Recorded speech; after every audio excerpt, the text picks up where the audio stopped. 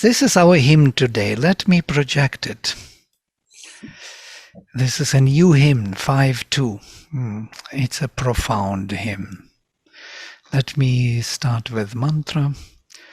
Om Vang me manasi pratishthitam mano me vachi pratishthitam aviravirma edhi vedosyama ani sthaha shrutam me ma prahasihi anena dhitena horatran samdadhami ritam vadishyami satyam vadishyami tanmamavatu tadvaktaramavatu avatu mam avatu vaktaram avatu vaktaram. Om Shanti Shanti Shanti.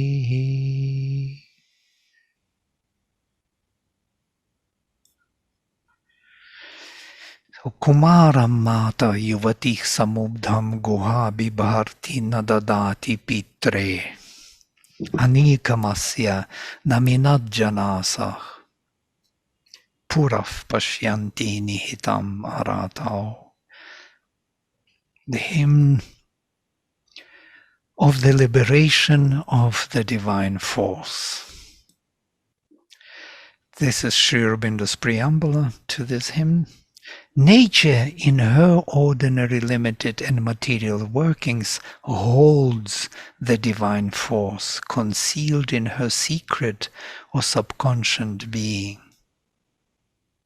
Only when consciousness enlarges itself towards the One and Infinite, it is manifested, born for the conscient mind.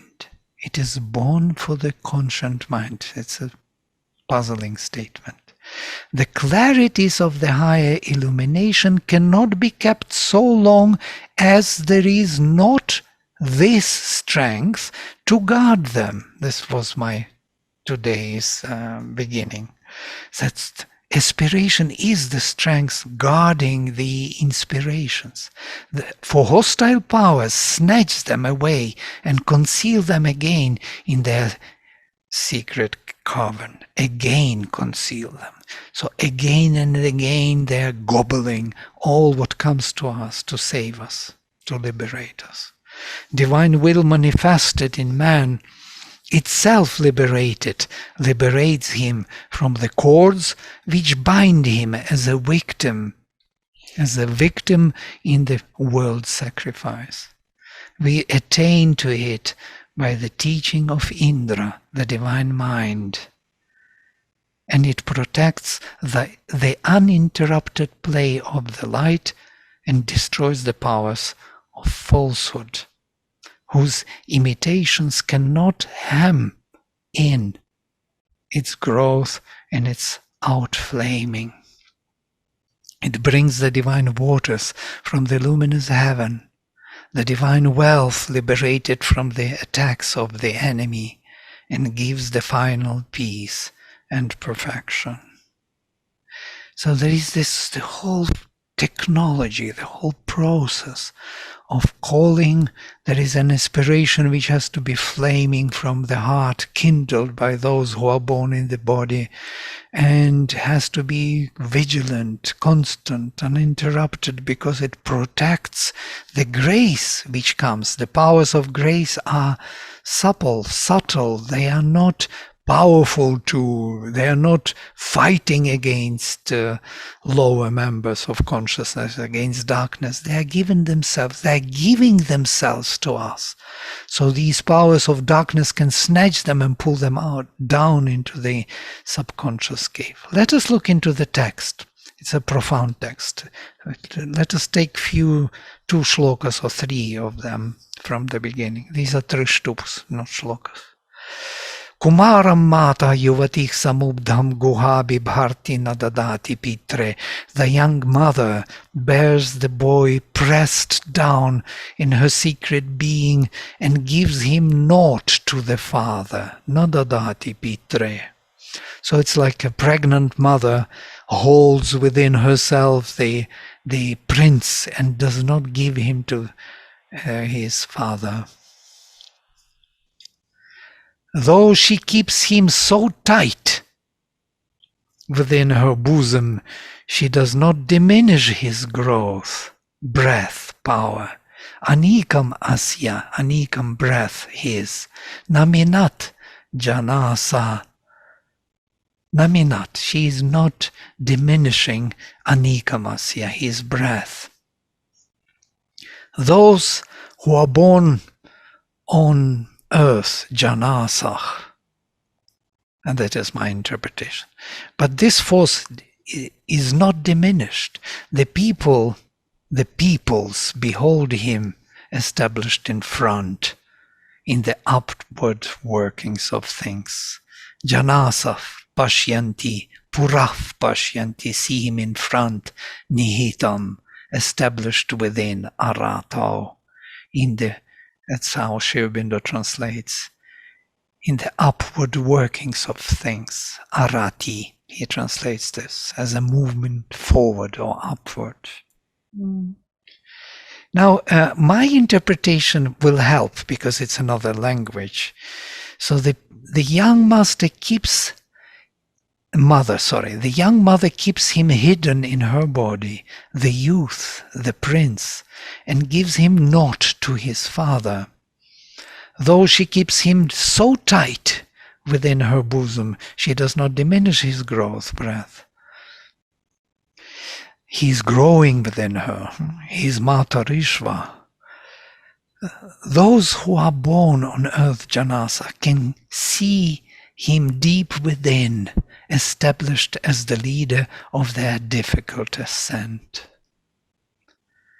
This is my interpretation. So the young mother, Aurobindo has a note here, the mother and father are always either nature and the soul, from the capital S, or the material being and the pure mental being.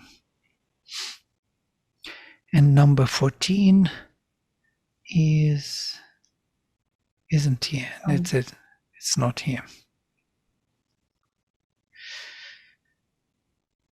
Oh, here, in front, established in front, as a Purohit who leads and conducts the work of the sacrifice. So, my interpretation a little more, it is interesting to note here that the Mother Earth does not give Agni to his father heaven. She keeps him tight within herself, but does not diminish his strength, his growth. She will deliver him only when she herself will become great and vast, mature, Mahishi, widely developed. It will be in the next verse.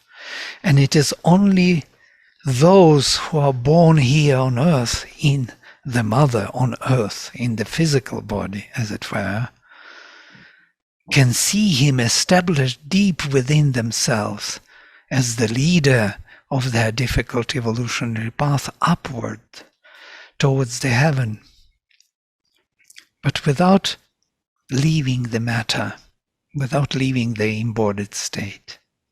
In other words, growth of consciousness is to be undertaken in the material body. All the levels have to be present and active within the material frame. And that is the work of the sacrifice, the work of the Aryan, the work of all men have come here to accomplish. That is how they can see him advancing on the path. So we will take next one because it is complementary to the first. Kam etam tvam yuvate kumaram peshib bibharshi mahishi jajana purvirye garbach sharadova vardha apashyam jatam yad asutamata. Who is this boy whom thou bearest in thyself, when thou art compressed into form, but thy vastness gives him birth. For many seasons the child grew in the womb. I saw him born when the mother brought him forth. Who is this prince or young mother, whom you bear so close to yourself, pressing him into yourself, as if forming, molding him into your body? Who is he whom you deliver when you are wide and mature? Many seasons have passed before he could finally be delivered. I saw him being born from the mother. Those this Peshi Bibharshi, when she bears him within, she is shaping and molding the body for the divine consciousness growing from within. She is providing all the material, pressing it into this, molding it into this body. She delivers him when she has grown already great, Mahishi, the vast. She becomes great. When she grows great, then she delivers this conscious being. So, who is he who took so long to grow through many seasons within his mother earth and flamed up towards heaven? The Prince Kumara, the Lord to be. This actually can explain why the psychic being was not discovered, was not known in the Vedic times, in the Rig Veda. Yeah? And as Mother said, the Vedic rishis did not know about the psychic, but they discovered the flame in the heart. Why in the evolutionary journey the psychic comes later? Because when it is born, when we are aware of our unique divine presence in the heart, it is already a totally new time. Yeah? It wasn't there before. The divine was viewed as present in nature, but not as present in the heart, as in individual formation. So this Kumara, this prince, when he is born only when the Mahishi, when the nature which bears him becomes great. She developed many forms of consciousness. She widens her scope, yeah? And then he can be born. So she takes him for many seasons to grow. She presses him down, as it were, not delivering to heaven. She's hiding him. He is her secret growth. She becomes great because of him growing within. She grows wide. We don't see it here, but it is implied that she grows wide because he is growing, Matarishwa, within the mother. And the divine growing within the mother makes nature great. And then she can deliver him to his father. Yeah? Then he can go to heaven. It's amazing. Just look at this dialectics, yeah, of the Veda. Okay, if you have some thoughts, please share. This would be interesting for your project, Gitanjali, with what you delivered about the child and parenting. Progressive parenting. The Vedic evidence is here. What is real parenting? The mother has to grow with the child together. Beautiful. Yeah? Okay, I will stop here. We did a little bit today. These two are so inspiring for me. So beautiful and so direct and simple. And language is simple.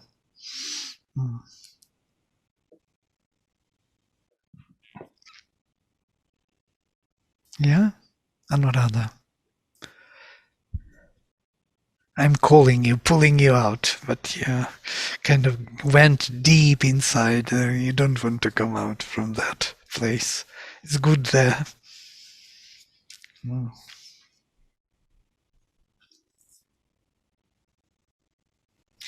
I was saying that personally for me, the concept of, or rather the epithet of Agni as Jata Veda was very revealing.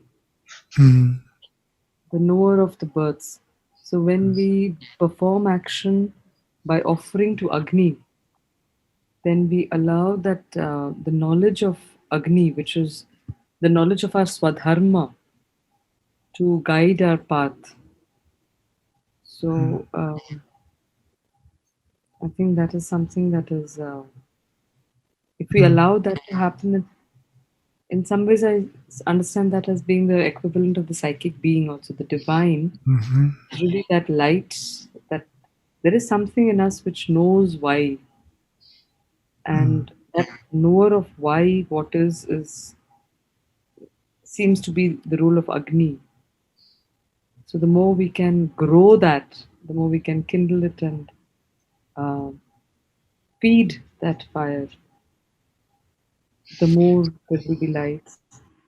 It Jata Vedas, if you'll take it in both ways, as because Agni is viewed in two different forms in the Veda. One is the flame in the nature. Yes, this is for who mother holds him in the nature. Notice she's pressing him down, hiding him, not delivering him to his father.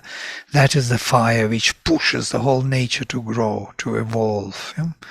And there is another fire when he is born. It's a bit different fire. It's a fire which is flaming already as an individual, as in the heart of man.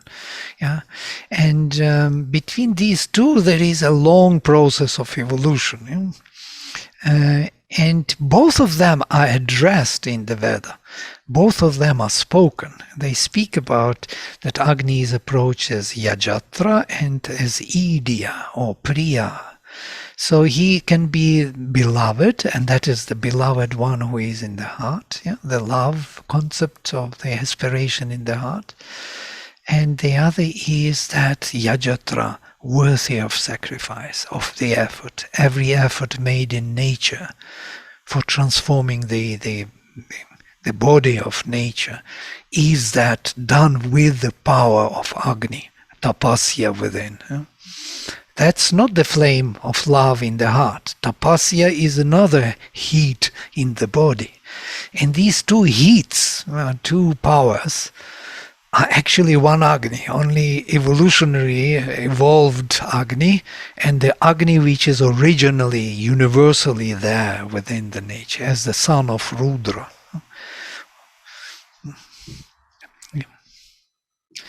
It's an amazing and very complex vision. Of course, our mind would like to have it kind of separated, and that's why we speak about them in two different forms. But even rishis do this because they have to point out that there is a difference between the tapasya, the tapas within the nature, and the flame within the heart, calling to the divine. And at the same time, they are of the same origin. The tapas within the nature is also calling to the divine. But it has to be framed by the word, as Sri Aurobindo says, by Brahmanaspati, by mantra, and that's why rishis come in. They frame this tapas into the aspiration which is becoming conscious, and only then it can reach to heavens. All right, I can stop here for today, and Om Sarve Bhavantu Sukhinah Sarve Santo Niramayah Sarve Bhadrani Pashyantu Ma Kaschit Dukkha Bhag Bhavet Om Shanti Shanti Shanti Shri Guru Bhyo Namaha Harihi Om. Thank you. See you then next Thank time. you.